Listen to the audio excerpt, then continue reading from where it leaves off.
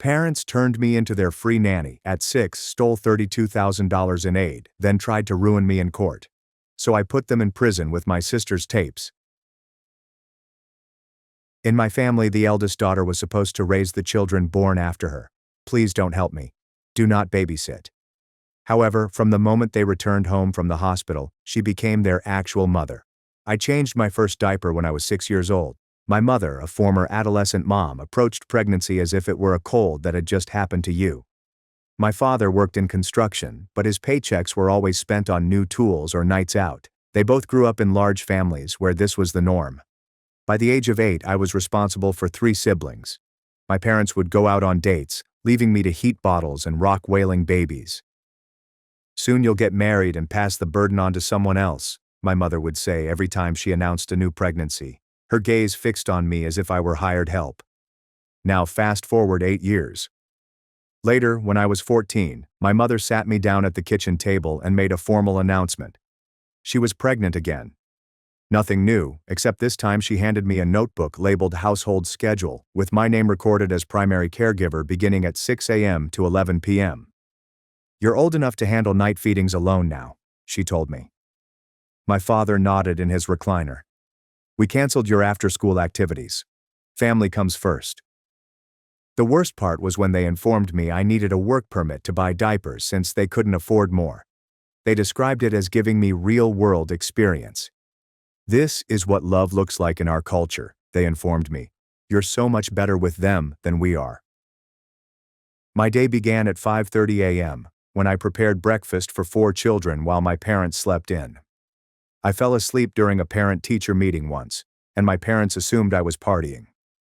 At the grocery store, the youngest began calling me Mama, and we received strange looks. Then came the breaking point. I had worked so hard to earn a full academic scholarship to my preferred college. The acceptance letter arrived on Tuesday. For once, I was not an underage mother. I was just Naomi, a normal girl attending a normal college. I was in the midst of happy tears when my mother entered. "I'm pregnant," she yelled. My face sank. It was twins. That was the same week when my father chose to be even more inattentive than normal. I had to be the one to hold my mother's hair when she vomited, massage her feet, and satisfy her pregnant cravings, all while caring for the kids. The counselor contacted me the following week, informing me that I needed to complete final papers by 3 p.m. The infant became ill and wouldn't stop wailing. I missed the deadline by 10 minutes. The scholarship was rescinded due to lack of commitment. My parents said that going to college would have been selfish anyway. I began preparing my escape in stealth, applied to community college, and was accepted. I took a part-time job at a grocery shop and stashed my money in a tampon box. My 16-year-old sister Jada found out but agreed to remain quiet. Everything was going as planned until my parents discovered the admission letter I had hidden in my chemistry textbook. My mother shed tears as she remembered all of their sacrifices. My father threatened to kick me out if I left the family. I didn't say anything. And the next day I returned home from work to find the house overrun with social workers. Apparently my parents told them that I was the irresponsible caretaker who was meant to keep an eye on everyone. The social worker saw through it, but she gave me an impossible choice. Either I remained the primary caregiver, or my siblings would be placed in foster care. My parents stood there, smirking, as if they had won. I had a secret weapon, however. Jada had been taping them on her phone for several weeks. Miss Susan, the social worker, took out her paperwork and began questioning my parents, who stood with their arms crossed. Jada slid her phone into my hand, behind her back. I felt its weight as a lifeline. "These recordings," I remarked, my voice more composed than I felt. "They show everything." My mother's face turned white. My father moved forward, reaching for the phone, but Miss Susan raised her hand. "Let's all stay calm. Naomi, can you show me what you have?" I played the first recording. My mother's words could be heard clearly throughout the room. "Naomi needs to understand her place. She's the oldest girl. This is her job until she gets married and has her own eldest daughter to take over." My father's voice followed. "If she thinks she's going to college instead of raising these kids, she's got another thing coming. We'll make sure of that." The room became silent. My parents exchanged worried expressions. My mother then began crying, as she always did when confronted. "That's taken out of context," she cried. "Naomi must have edited it with one of those apps. Kids these days can fake anything with technology." My father jumped on it right away. "She's been unstable lately, talking about abandoning the family. She probably made this up to get attention." Ms. Susan glanced between us, her expression unclear. "These are serious allegations. We'll need to verify the authenticity of these recordings." "Call Calvin," my mother stated abruptly. "My nephew Calvin works in IT. He can prove these are fake." Within an hour, cousin Calvin arrived with his laptop. He was 25 and had always been the family's go-to person for computer issues. He listened to the audio, wrote on his computer, and looked up at Ms. Susan. "Audio manipulation is incredibly easy these days," he told me. "There are dozens of apps that can splice conversations together. Without the original files and metadata, there's no way to prove these are real." Jada's face fell. I felt my heart fall. Of course, the family would protect one another. That is what they always did. Ms. Susan wrote notes on her clipboard. "I'll need to investigate further. In the meantime, the children will remain in the home under the current arrangement." After she left, my parents' masks came off entirely. My mother gripped my arm firmly enough to leave marks. "You think you're so smart. We're calling a family meeting. Let's see what Grandma Emma thinks about you trying to destroy this family." The next morning, our house was packed with relatives. Grandma Emma sat in the main room like a queen, holding court. She was my mother's mother, the matriarch who had reared 12 children and thought that adversity develops character. "I hear you've been making trouble," she began when she first spotted me. "Recording your parents like some kind of spy. In my day, children who disrespect their elders got the belt." My aunts nodded in accord. Uncle Vincent, the lawyer, sat alongside her and took notes. My mother had previously contacted him about representing them if things escalated. "Naomi's always been difficult," my mother explained, drying her eyes. "We've tried everything. We even found a counselor friend who's been documenting her behavior issues." She produced a folder filled with papers. I recognized the letterhead from Mrs. Patterson's counseling firm. She and my mother had attended high school together. The document said I exhibited significant attachment dysfunction, oppositional defiance, and pathological lying. "These are fake," I protested, but Grandma Emma cut me off with a glance. "Children who won't fulfill their family duties are sick in the head," she told me. "Your mother did her duty, I did mine. Every woman in this family has done theirs. You think you're special?" The family divided into camps over the next few days. Several cousins informed me personally that they understood, but none spoke up publicly. Most people sided with my parents. Family traditions were sacred. Breaking it entailed betraying everything they stood for. My parents filed documentation in court, claiming I was mentally unwell and had turned the younger children against them. They wanted emergency custody formally transferred to them, with me banned from any caregiving responsibilities. The irony was not lost on me. "You're going to regret this," my father said that night. "We've given you everything: a roof over your head, food, a purpose, and this is how you repay us?" The locks were changed the following morning. When I returned home from my job at the grocery store, I discovered that my key did not work. My clothing was in rubbish bags in the yard. The restraining order was taped to the front door. They said I had threatened them at the family gathering. Jada gazed from her bedroom window, tears running down her cheeks.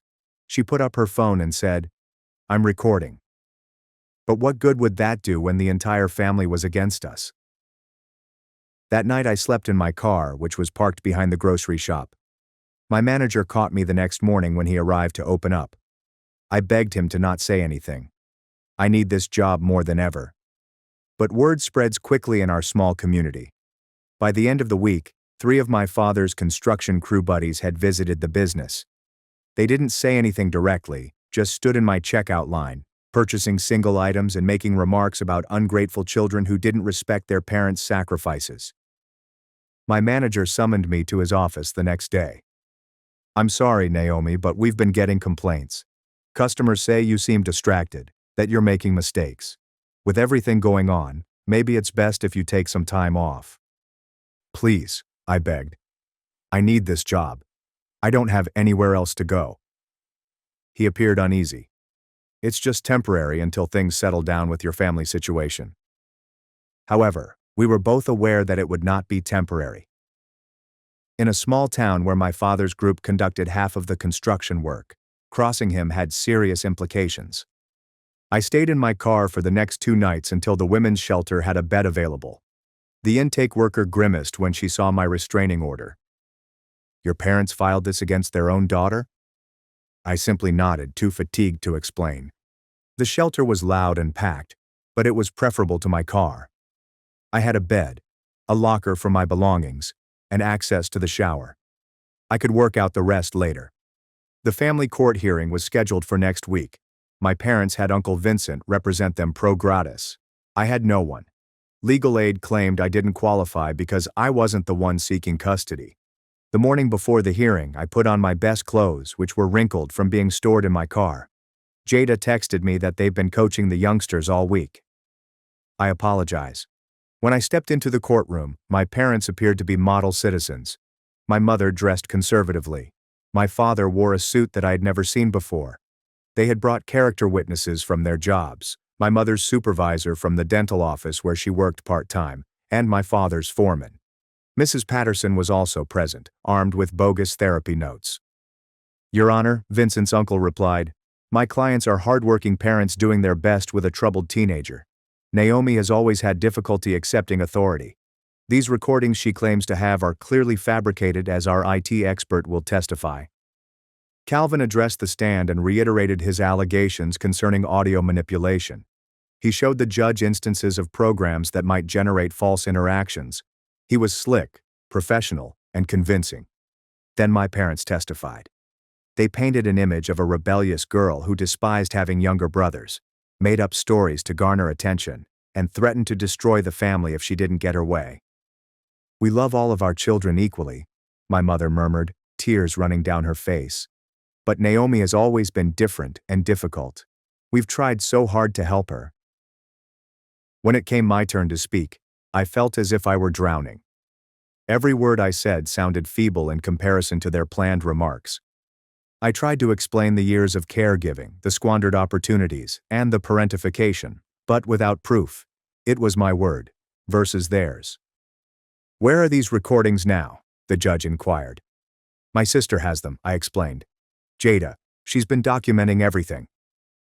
Your 16-year-old sister? The judge asked, his expression doubtful. The one your parents claim you've been manipulating? Jada was asked to testify. She went in, looking smaller than usual, her hands trembling. Our parents looked at her from their table. Uncle Vincent smiled at her like a shark. Jada, he asked calmly, has your sister Naomi been asking you to record your parents? Jada looked at me and then at our parents. She didn't ask me to. I did it on my own, but she knew about it. She encouraged it. Jada's voice shook. I just wanted to help. Of course you did. You love your sister, but sometimes people we love can lead us astray. Has Naomi been telling you stories about your parents, making you see things differently? I witnessed Jada crumple under inquiry. Our parents had confronted her, threatened her, and made her doubt herself. By the time Uncle Vincent was finished, it appeared like I had devised some complex plan to turn my siblings against their loving parents. The judge was troubled but seemed to be buying it. I felt the walls close in. Everything I'd worked for and sacrificed was being turned into evidence against me. That's when Miss Susan got up. Your Honor, I'd like to present some additional findings from my investigation. She took out a hefty manila folder and approached the bench. My parents moved uncomfortably in their seats. Uncle Vincent's confident smile faded slightly. During my investigation, I discovered some concerning financial discrepancies, Miss Susan explained, her voice calm but forceful. Mrs. Allen has been collecting government assistance for child care services for the past 8 years. My mother's face became pallid. My father clutched the table's edge. The applications state that she requires child care assistance due to her work schedule at the dental office. However, my investigation revealed that Naomi has been the primary caregiver during all the hours covered by this assistance. Uncle Vincent rushed to his feet. Your Honor, this is clearly a misunderstanding. My client may have made some clerical errors. Clerical errors totaling over $20,000 in fraudulent claims, Miss Susan said. She supplied photocopies of the applications, each of which was signed by Mrs. Allen, claiming to be paying for professional childcare services. The judge leaned forward, suddenly fascinated. Miss Susan, are you suggesting welfare fraud? That's exactly what I'm suggesting, Your Honor. Furthermore, Mr. Allen has been claiming Naomi as a dependent on his taxes, while simultaneously requiring her to work to support the household. He's been collecting child tax credits for a child who is functioning as an unpaid nanny and contributing financially to the family. My father stood up so quickly that his chair scratched against the floor. This is ridiculous. We've supported Naomi her entire life. Sit down, Mr. Allen, the judge said harshly. Miss Susan, do you have documentation to support these claims? Miss Susan nodded and handed them further paperwork, including bank records showing deposits from government assistance programs, tax returns revealing dependent claims, and, most tellingly, security footage from the benefits office showing Mrs. Allen signing these applications personally. My mother began sobbing loudly. Not the contrived tears from before, but genuine panic. We were just trying to make ends meet. Construction work is seasonal. We needed help. Then why force your daughter to provide free child care while collecting money meant to pay for that exact service? The lawyer responded. Uncle Vincent attempted to rescue the situation. Your Honor, even if there were some financial irregularities, that doesn't negate the fact that Naomi has been exhibiting concerning behavior. The recordings are still suspicious and… Actually, she replied, I had those recordings analyzed by an independent audio forensics expert, not someone related to the family. She cast a sharp gaze at Calvin, who had suddenly become fascinated by the floor. They're authentic, no signs of manipulation or editing. The judge's expression darkened. Mr. Vincent, were you aware that your expert witness was a family member when you presented him as an objective professional? Uncle Vincent's mouth expanded and closed like a fish. He has legitimate IT credentials. That's not what I asked. Were you aware he was related to your clients? Yes, Your Honor. And you didn't think that was relevant information to disclose? The courtroom went silent. I could hear my heart racing in my chest. Jada began to cry quietly in her gallery seat. The judge returned to Miss Susan. What else did your investigation uncover? A pattern of parentification dating back to when Naomi was 6 years old. Multiple witnesses from the children's schools have confirmed that Naomi was often the one attending parent-teacher conferences, signing permission slips with her parents' consent, and handling medical appointments for the younger children. She took out more documents. I also discovered that Naomi's college scholarship was withdrawn due to missed deadlines that occurred while she was caring for a sick infant, the same infant her parents claimed they were paying professional childcare to watch. The judge examined the documents, his frown deepening with each page. Mr. and Mrs. Allen, I'm going to ask you directly. Have you been collecting government assistance for child care while forcing your eldest daughter to provide that care for free? My mother gazed at my father. My father looked at Uncle Vincent. Uncle Vincent seemed defeated. My mother finally responded, Your Honor, in a faint voice. We were just doing what our parents did.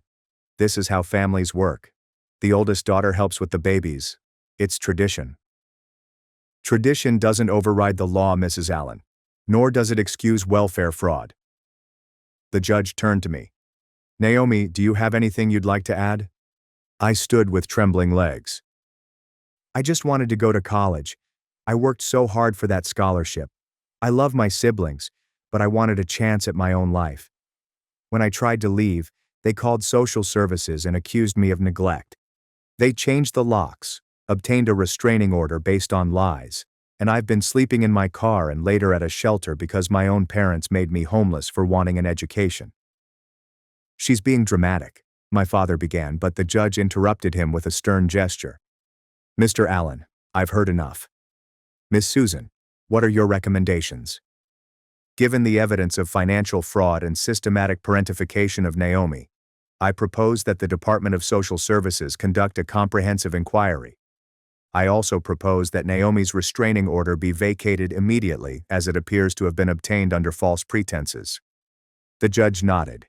I'm inclined to agree. I've also requested a forensic accounting assessment of the Allen family's finances. Mr. and Mrs. Allen, you should be informed that benefit fraud is a criminal act that may result in prosecution. My parents went white, and Uncle Vincent began gathering his papers, evidently trying to distance himself from the situation. Furthermore, the judge said, I'm ordering temporary custody of the minor children to remain with their parents under the strict supervision of social services. Naomi, you will not be required to offer any child care. Any disobedience of this order will result in the immediate removal of the children. But who will be watching them? My mother cried. We can't afford it. Perhaps you should have thought of that before committing fraud with the money meant to pay for child care, the judge observed coldly. The court has adjourned. Mr. and Mrs. Allen should not leave the state. You will be notified of the criminal investigation proceedings. The gavel fell with a finality that rang through the courtroom, and my parents sat stunned, the reality of their situation finally hitting in. They tried to capture me, but instead trapped themselves. Outside the courts, Miss Susan approached me. Naomi, I understand how daunting this is, but you should realize that the forensic accountant will most likely uncover more than just the childcare fraud.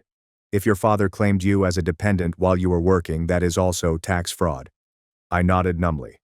What happens next? Now concentrate on reconstructing your life. The restraining order will be vacated within 24 hours. You can return home to get your items. I can arrange you a police escort if you wish. I don't want to go back there, I responded hastily. Not to survive. I just want my stuff. That is understandable. Do you have anywhere to stay? The shelter has space for another week. After that, I shrugged. Without my work, I had no idea what to do. Miss Susan gave me a business card. This is a transitional housing program for young adults fleeing family abuse. Tell them that I sent you. They can assist with housing and job placement. I received the card with shaky hands and said, thank you for everything. If you hadn't investigated. You may thank your sister, she replied. Jada had more than simple recordings. She kept a diary dating back 2 years, noting everything, including hours, dates, and particular incidents. That motivated me to investigate further into the finances. My heart overflowed with thankfulness for Jada, who had been braver than any of us imagined. As I walked out of the courthouse, my phone buzzed with text messages from family members who had attended the hearing. Some were angry, calling me a traitor, while others were shocked by the fraud. Grandma Emma sent a particularly nasty message about ungrateful children who didn't understand sacrifice. I deleted them all without reading more than the first few paragraphs. Their opinions no longer mattered. After the restraining order was dissolved, as Miss Susan had promised, I returned to the house with a police escort to get my possessions. My parents were not present, but Jada was. She flew into my arms as soon as she spotted me. I'm so sorry they had me say those things. They threatened to send the little ones away if I didn't cooperate. It's okay, I murmured, hugging her tightly. You were so brave. Miss Susan informed me about your diary. I started it when you got your scholarship, she admits, and I knew they'd try to stop you. I wanted to be sure there was proof of what they had put you through. We rapidly packed my belongings. My admission letter to community college was still in my chemistry book, and my hidden money was still in the tampon box. What will happen to us? Jada inquired as we placed boxes into the police officer's vehicle. I don't know, I admitted. But whatever happens, I'll make sure you and the kids are safe. I promise. She nodded bravely. Maybe now Mom and Dad will actually have to take care of their own children. The concept was almost ridiculous. They'd never had to do it before, but with social services on their tail and criminal charges looming, they'd have no option. The following week, I went into the transitional housing program, where I shared a small apartment with 2 other young women fleeing familial problems. Each of us had our own bedroom and shared the common rooms, and it was clean, safe, and, most importantly, mine. The program also assisted me in finding a new job at a different grocery shop across town, far from my father's construction connections. The manager there was aware of my situation and accommodating with scheduling around my community college courses. Yes, I chose to still go. The acceptance was still valid, and with financial aid and my new employment, I could make it work. It wasn't the university scholarship I had hoped for, but it was a step ahead. 2 weeks after the hearing, my parents were formally charged with benefit fraud and tax evasion. The forensic accountant discovered exactly what Miss Susan predicted: years of bogus claims totaling more than $30,000. Uncle Vincent declined to represent them, citing a conflict of interest. They had to utilize a public defender. The irony was not lost on me. They had said I didn't qualify for legal assistance, yet now they needed it too. My father's construction boss had cut his hours after hearing about the charges, and my mother had been suspended from her dental practice pending the outcome of the criminal case. Jada kept me informed through carefully worded texts, and our parents were in a state of panic. They had been ordered to pay back all the fraudulent claims, plus penalties, and the house might have to be sold. For the first time in their lives, they had to parent. There was no eldest daughter to delegate tasks to, and no government money to collect while someone else performed the labor. According to Jada, the house was in disarray. The smaller kids didn't understand why I wasn't there to make breakfast or help with homework, and my parents were exhausted. Within days, Mom actually had to change a diaper yesterday, Jada texted me one evening. She acted like it was the end of the world. I should have felt vindicated, but instead I felt sorry. Sorry for my siblings who were confused and terrified, sad that it had come to this. And even sad for my parents who were so caught up in their own upbringing that they couldn't see how wrong it was. Grandma Emma called an emergency family meeting, to which I was clearly not invited. Jada said that it was a disaster. Half of the family believed my parents were victims of an ungrateful daughter, while the other half quietly admitted they'd noticed the warning signals but had chosen not to intervene. During one of our phone calls, Jada told me that cousin Amanda rose up and said she went through the same thing, and that Grandma Emma forced her to raise her 5 younger siblings as well. Then Aunt Nadine said it happened to her, and everyone began arguing over whether it was tradition or abuse. The family was disintegrating along generational lines, with the elder generation insisting that it was simply how things were done, while the younger generation began to wonder why it was always the eldest daughters who made the ultimate sacrifice. 3 months into the criminal process, my parents did something desperate. They disappeared. I was in my evening statistics class when my phone started vibrating. I ignored it until I realized it was Miss Susan calling, and I stepped out into the corridor to answer. "Naomi, your parents missed their court appearance this morning. They have also taken the younger children out of school. We believe they are attempting to leave the state." My blood ran cold. "What about Jada?" "She alerted us. She is safe at school right now," she added. "Your parents packed the van last night and told the kids they were going on a surprise vacation." I collapsed onto a bench in the corridor. They were going to flee, take the children, and disappear rather than face the repercussions of their conduct. "What can I do?" I asked. "Stay where you are. Do not try to intervene. We have notified the state police and issued an Amber Alert for the youngsters." Jada said she overheard them discussing staying with family in Texas. Of course, my father had cousins there who were presumably unaware of the allegations, and they could escape into another large family where eldest girls raising siblings was just part of the usual. I went back to class but couldn't concentrate. My professor sensed my anguish and softly told me I may leave if I wanted to.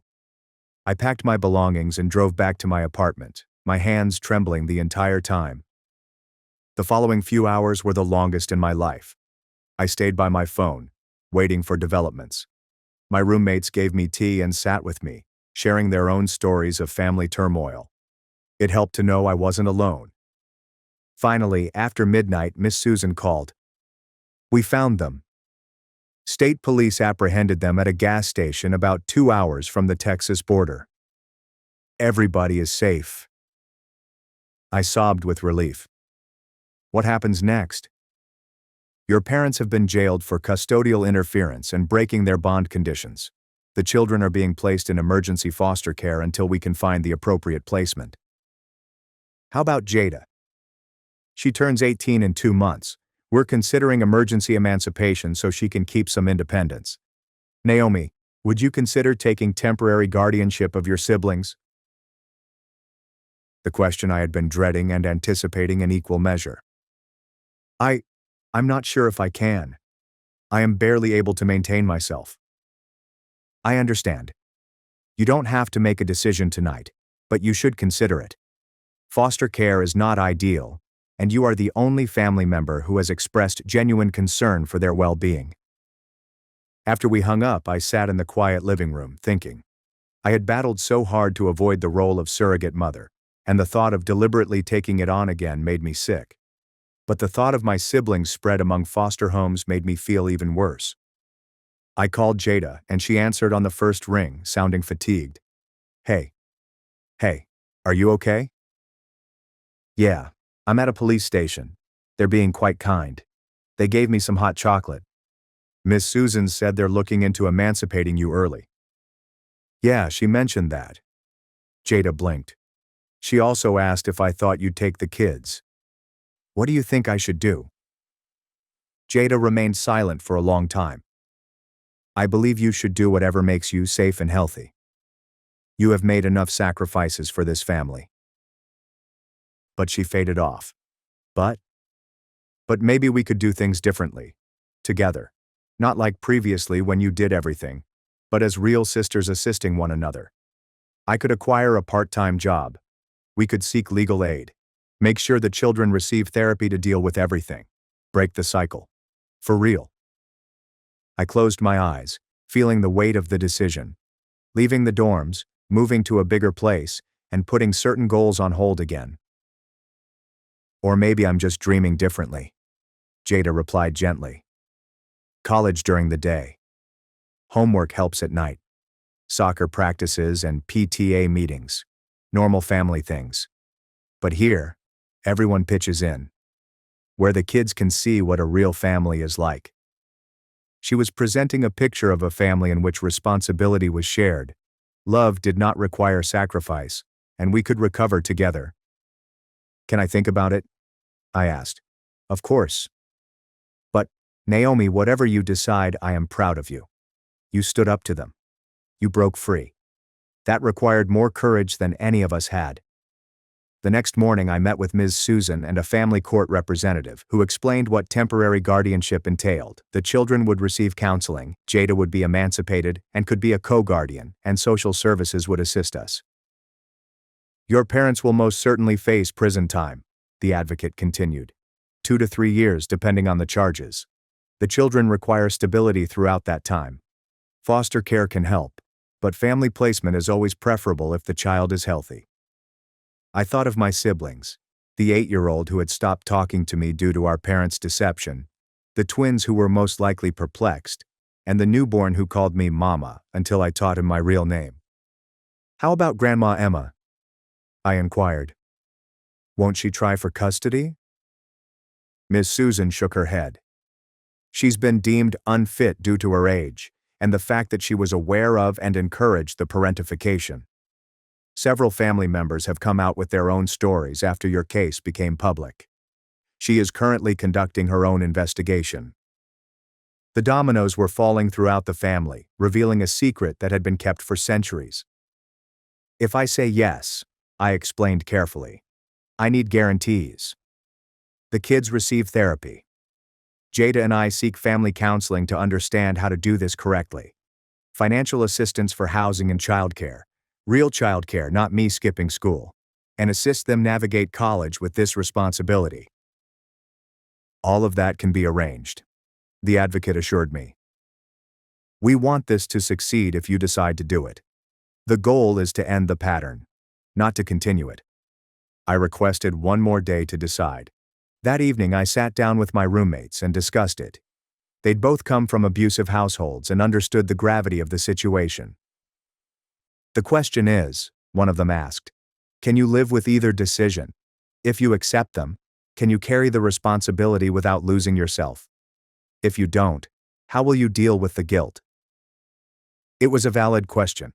I'd been forced into parenting for so long that I wasn't sure if I could choose it freely, but perhaps that was the idea this time.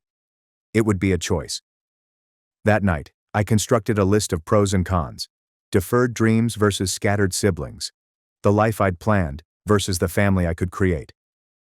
By daybreak, I had an answer. I called Miss Susan. I will do it. But only with Jada as co-guardian and the assistants we discussed. I will start the paperwork. Naomi, I want you to know that I am really proud of you. Not only for taking on this challenge, but also for establishing boundaries and seeking assistance. That is what breaking the cycle looks like. The following few weeks were filled with guardianship court hearings, apartment hunting with a social worker, meetings with the kids' teachers and counselors, treatment schedules, and trauma-informed parenting training. My parents' criminal trial was scheduled for the next month, and they were being held without bail following the flight attempt. I hadn't spoken with them since the initial hearing, and I didn't intend to. Some bridges were intended to be burned. The day I was granted guardianship was bizarre. The judge made it plain that this was just temporary, pending my parents' criminal trial and sentencing. But for the time being, I was legally responsible for my siblings, backed up with support, resources, and my own choice. Jada and I moved into a 4-bedroom apartment supported by the Family Assistance Program, which was in a better school district and convenient to both my community college and Jada's high school. We spent a weekend painting bedrooms and installing furniture to make it feel like home. On a Tuesday afternoon, the kids were brought here. They looked shell-shocked, clutching garbage bags of hastily packed belongings. The 8-year-old refused to look at me. The twins huddled behind the social worker, and the toddler instinctively reached for me, then pulled back, puzzled. "Hey guys," I said, crouching down to their level. "I know this is scary and confusing, but Jada and I will take care of you for a while, okay? This is your new home." "Why can't we go home?" one of the twins inquired. "Because Mom and Dad made some bad choices and have to face the consequences," Jada answered gently. "But we'll be fine. All of us together." It wasn't easy. The first week was filled with tantrums, tears, and questions I didn't know how to answer. The 8-year-old finally broke down and acknowledged that his parents had told him that I was attempting to steal them away. It needed a patient explanation from his therapist to help him comprehend the truth. We eventually settled into a rhythm, though. Jada and I split the morning routine. I handled breakfast while she dressed the kids, and we hired a real babysitter for the hours between school and when one of us could be home.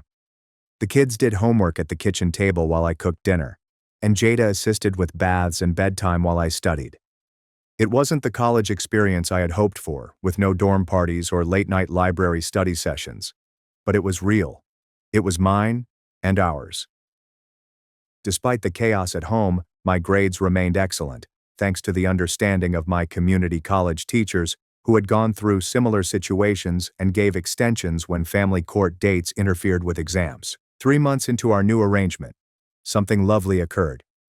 I was preparing dinner when the child tugged on my shirt. "Naomi," he continued, using my real name. "Can I help?" I offered him a wooden spoon to stir the pot while holding my hand over his to assist him. "Good job, buddy."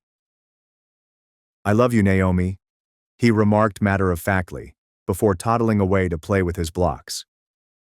Jada caught my eye from across the kitchen where she was helping with math homework, and we both had tears in our eyes. This was what love was meant to look like: choice, care, and constructing something greater, without obligation, tradition, or shame. My parents' trial began the following week, and Jada and I agreed to leave the kids at home that day because we didn't want them to see their parents in orange jumpsuits and shackles. However, we watched the television coverage that night after they were asleep. Both parents pleaded guilty to reduced charges in exchange for shorter sentences. 2 years for the fraud and 3 years probation afterward. They would have to pay restitution and attend parenting sessions if they wanted to regain custody after their release. "Do you believe they will try?" Jada asked as we turned off the television. "I don't know," I acknowledged. "Perhaps prison will change them. Perhaps they will recognize what they have lost. Or maybe they'll get irritated and attempt to go back to the way things were." "We'll be ready anyway," Jada stated confidently. "The children are in therapy. We are documenting everything. We're doing this correctly." She was right. We had 2 years to create a stable, healthy household, 2 years to help the children heal, and 2 years to demonstrate that the cycle could be broken. I reflected on the scholarship I'd lost, the dorm room I'd never sleep in, and the traditional college experience that had slipped away.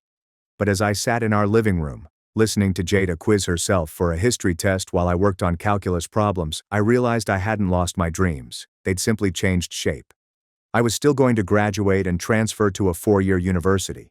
It would take longer, be more difficult, and require more juggling. But I'd also have something else, a family I'd chosen to build, siblings who knew they were loved unconditionally, and a sister who stood beside me as an equal partner. The cycle sustained by our grandma and followed by our mother came to an end with us. Jada and I would make errors, of course, but we would never teach the kids that sacrifice was love. We would never force them to choose between their aspirations and their family. Instead, we would show them that both were achievable with help, boundaries, and the bravery to do things differently. As I closed my textbook for the night, I felt something I hadn't felt in years. Hope. Not just for my own future, but for all of ours. We were writing a new story, one page at a time. The sentencing hearing came faster than expected, and Jada and I sat in the back row, watching our parents come before the judge in their orange jumpsuits. They appeared smaller, weakened by months of legal proceedings and the weight of their decisions. The prosecutor lay out the case methodically: $32,000 in bogus welfare claims, 8 years of tax fraud, child endangerment through parentification, custodial interference, and flight to evade prosecution, each with its own penalty. My mother's public counsel argued for compassion, given their terrible upbringing and financial struggle, but the judge wasn't having it. She'd gone over all of the evidence, including Jada's diary and the tapes Calvin had attempted to discredit. "Mr. and Mrs. Allen," the judge said, her voice stern, "you systematically exploited your eldest daughter for nearly a decade. You took government cash intended for her care while forcing her to furnish it herself. You destroyed her educational possibilities. When she sought independence, you utilized the judicial system to punish her." My father clenched his jaw while my mother glanced at the floor.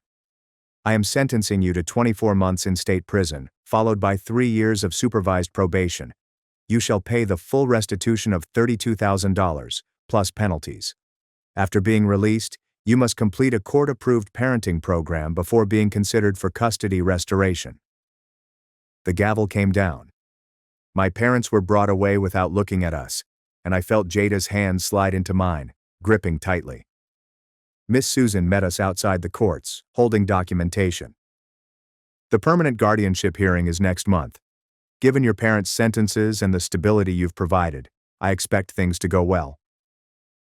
That afternoon, when I picked up the kids from school, Devin, the 8-year-old, had started talking to me again after months of therapy. The twins, Lila and Zoe, ran to the car chattering about their art projects, and little Elliot, now 3, insisted on showing me the dinosaur sticker his teacher had given him. "Where were you and Jada this morning?" Devin asked as we drove home. "We were in court.